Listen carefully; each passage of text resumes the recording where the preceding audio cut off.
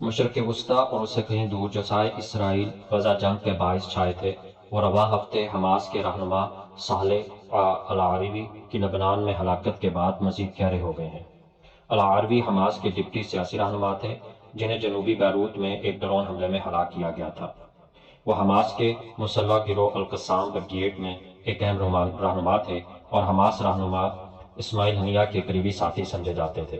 وہ حزب اللہ اور حماس کے درمیان رابطے کی غرض سے لبنان میں موجود تھے۔ یہ وہی حماس کے رہنما ہیں جن پر امریکہ نے سن 2018 سے $50 لاکھ انعام رکھا ہوا تھا۔ 7 اکتوبر کو شروع ہونے والی غزہ جنگ کے آغاز سے بھی پہلے لبنان میں حزب اللہ کے سربراہ حسن نصر اللہ نے خبردار کیا تھا کہ لبنانی سرزمین پر کسی قسم کے حملے کے نتیجے میں طاقتور رد عمل سامنے آئے گا۔ تاہم حزب اللہ اور اس کے ایرانی اتحادیوں کو معلوم ہے ان کا اس حوالے سے جو بھی رد عمل ہوا وہ اس جنگ کی سمت تبدیل کر سکتا ہے، اور شاید حزب اللہ کا مقدر بھی۔ یہ کوئی ڈھکی چھپی بات نہیں تھی کہ کچھ ہی عرصہ میں ہم غزہ کے باہر حماس کے رہنماؤں کو ہدف بنایا جاتا رہا ہے۔ اسرائیلی وزیر اعظم بنیامین نیتن یاہو نے نومبر میں خبردار کیا تھا کہ اسرائیل حماس رہنماؤں کو ہر اس جگہ پر نشانہ بنائے گا جہاں وہ موجود ہوں گے۔ چند ماہ پہلے نیتن یاہو نے العربی کا نام لیا تھا۔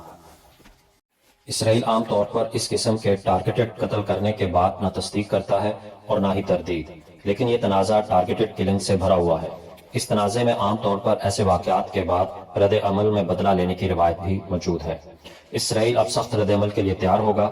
حماس رہنماؤں اور ان کے اتحادیوں کی جانب سے فوری مسلح رد عمل کا مطالبہ کیا جا رہا ہے، اور یہ آوازیں مقبوضہ غرب اردن کی گلیوں سے بھی سنائی دے رہی ہیں۔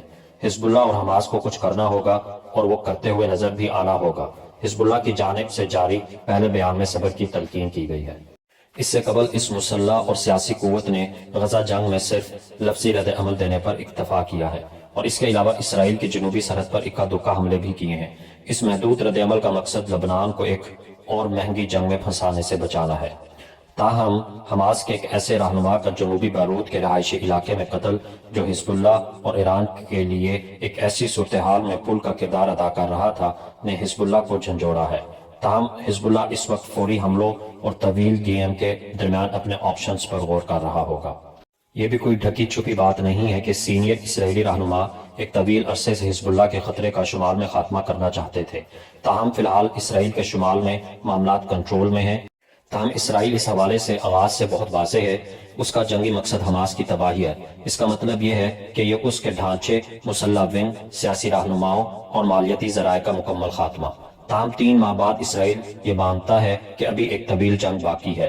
اسرائیل کے دشمن اور دوست یہ سوال پوچھ رہے ہیں کہ کیا حماس کو فوجی قوت کے ذریعے تباہ کیا جا سکتا ہے، اور ایک ایسی جنگ جس میں بڑی تعداد میں عام شہریوں کی ہلاکتیں ہو رہی ہیں جو کہ اب تک 22,000 کے قریب پہنچ گئی ہیں، فلسطینی عوام میں مزید دکھ اور غم و غصے کا باعث بن رہی ہے۔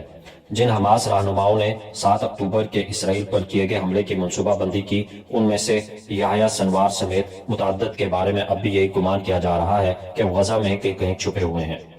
العربی کی لبنان میں ہلاکت کے بعد ترکی اور قطر میں بھی محتاط ہوں گے، جہاں حماس کے لیڈر موجود ہیں اور یہ سمجھتے ہیں کہ وہ وہاں محفوظ ہیں۔